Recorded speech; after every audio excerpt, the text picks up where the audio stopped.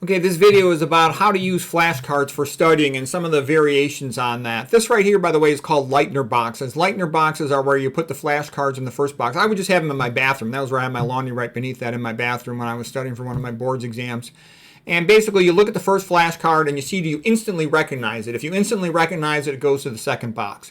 If you hesitate for a moment, that means you don't know it as well. It stays in the first box. And the point of it all is that you spend more time on the stuff that's challenging for you. So this is also a form of spaced interval repetition, meaning that you periodically go back to the flashcards and you review the material again. So it has to make it all the way to the completion box before you're done looking at that flashcard. And again, the benefit of this is you're constantly challenging yourself with the material, and you're spending more time on the ones that were difficult for you. Because a lot of students just look at their same old highlighted notes over and over without engaging the material. So this, I think, is a good way to use flashcards. And again, you can have this quick moment where you get something valuable out of it. You got to go in the bathroom anyways. You might as well always do at least 5 flashcards or something every time you go in the bathroom. When you're studying for boards, this can be a helpful type of knowledge.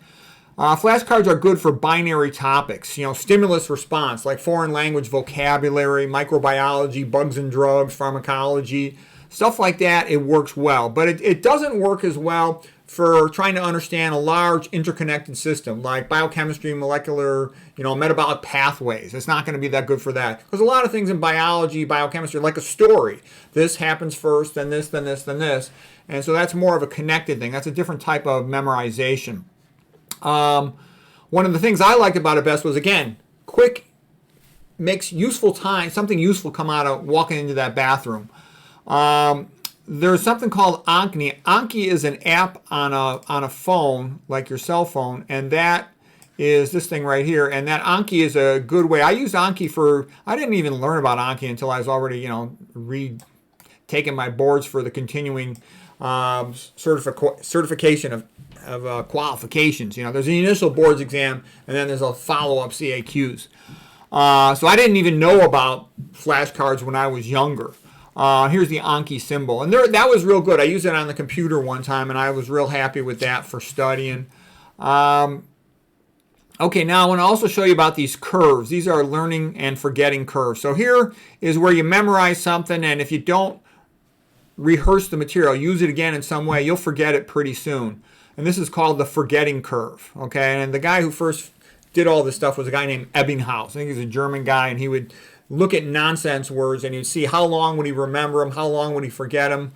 We'll come back to Ebbinghaus and the forgetting curve in a moment here. Okay, then here's meaning. And when something is meaningful to you, like when you learn how to drive, that's important. You never forget that, okay? You're dating a girl, okay? And you say something or do something and it really annoys her and she's pissed off, she breaks up with you or won't speak to you. You're like, that's important. I'll never do that again, okay? You do something and she likes you. She gives you a big kiss. You're like, hey, that worked well. I'll do that again. So anyways, something that's important, you remember that. You'll often remember that the rest of your life. Something your mother or your father told you, that's important. So what I'm trying to say is the Ebbinghaus curve is based on nonsense. And the funny thing is it correlates pretty well with what is learned in school. And eventually nonsense tends to be forgotten. And that's why most of us have forgotten a lot of stuff we learned in school when we were younger. But anyways, getting back to how it works in real life when you're studying for a test. This is what's called SIRS, Spaced Interval Repetition Systems. And what it means is you're already at the beginning of this curve here starting to forget something you learned in class. But you look at it on your flashcard and you've had a repeat interaction with it, so now you remember it better. You start forgetting it again, repeat interaction with the material, and you remember it a little better. So you keep on doing this and you kind of keep your level of memory for that subject going. It's kind of like learning a vocabulary word in a second language. Let's say Spanish, for example.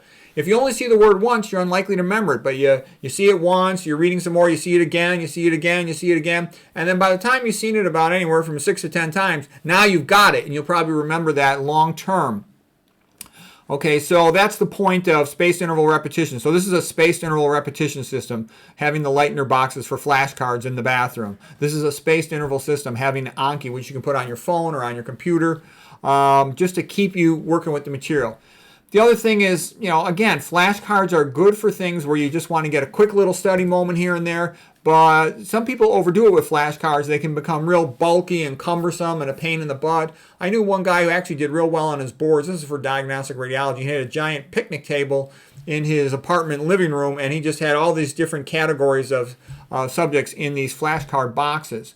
The other thing, too, one of the reasons though why I like my condensed notes and stuff is I'll have it in a book. I can always go back to the book. Some things you just want for the test, and you don't even intend to ever go back to that book. But other things, you want a long-term preservation of that knowledge, and you'll like to keep going back to your condensed notes or your word processor file. So you have to decide for yourself if it works for the subject.